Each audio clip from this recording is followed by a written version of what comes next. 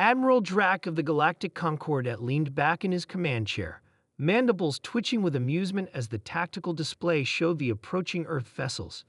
They call that a fleet? He chittered to his second-in-command.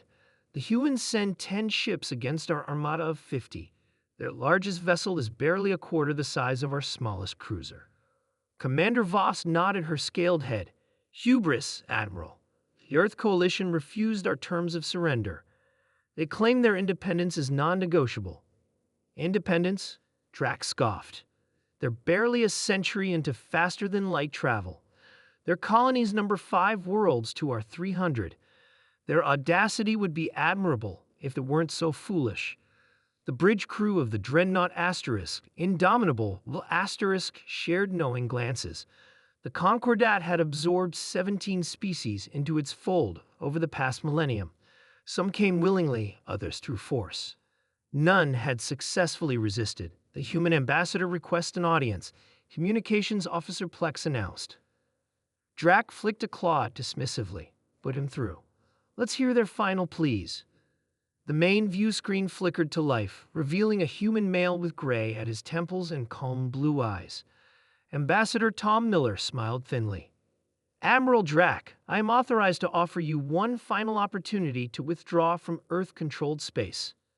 Laughter erupted across the bridge. Even Drac's stoic executive officer couldn't suppress a warbling chuckle.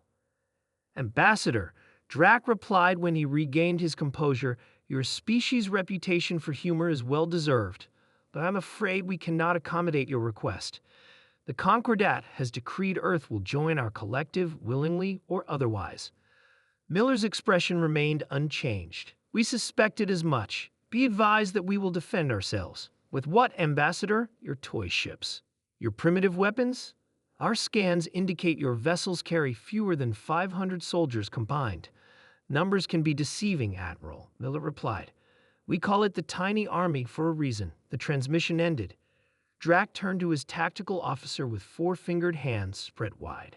Begin the operation. Disable their engines and weapon systems. Minimal casualties.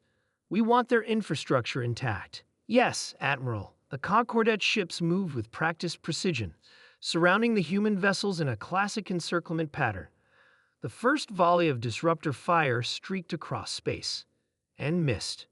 The human ships moved with impossible agility, darting between the energy beams like insects evading swatters. The tactical display became a confusion of trajectories. As the smaller vessels executed maneuvers, the Concordat's computers struggled to track. How are they doing that?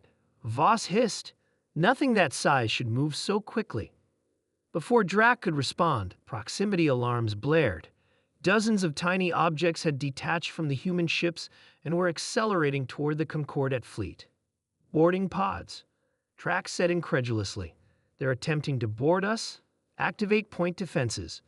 The defensive grid fired, but the human pods jittered unpredictably, most evading destruction. Several attached to the Asterisk Indomitable Will's Asterisk hull with magnetic clamps. Breach in sectors 7, 12, and 23. Security Chief Morner reported, deploying response teams. Drac leaned forward. Show me the intruders. The security feed revealed armored figures moving through his ship. They were small, remarkably so, compared to his own soldiers. The Concordat warriors stood nearly 3 meters tall. These humans were barely half that. That's their elite force? Drac scoffed. They'll be crushed by our. The words died in his throat as he watched a single human soldier engage 3 Concordat warriors. The small figure moved with blistering speed, using the corridor's confines to negate the aliens' reach advantage. Within seconds, all 3 warriors lay unconscious. Similar scenes played out across the ship. The humans fought with shocking efficiency, using their small size to advantage in the confined spaces of a starship.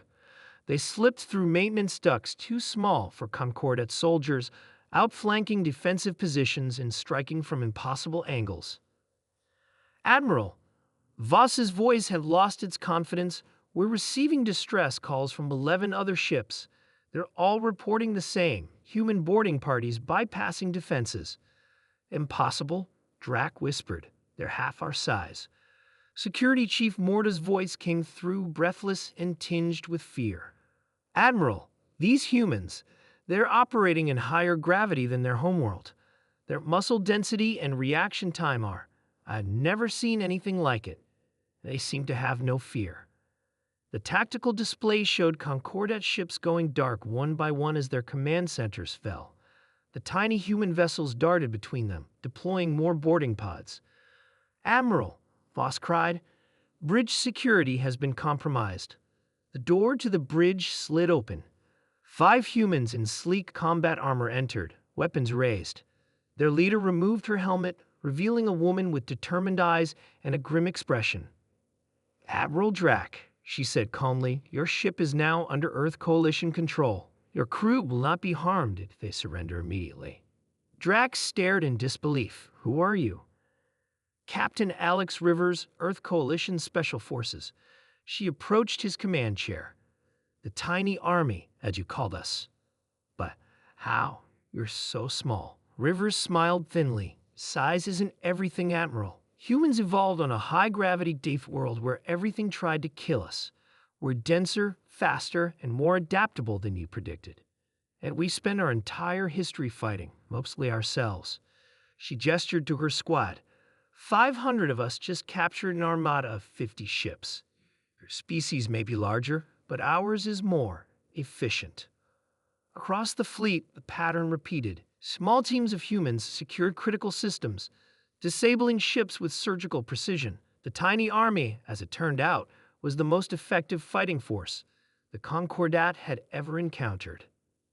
As Drax surrendered his command codes, he finally understood the human ambassador's confident smile. The Concordat had made a critical error. They had judged humanity by its stature, not its spirit. They had laughed at the tiny army until they realized it had human soldiers.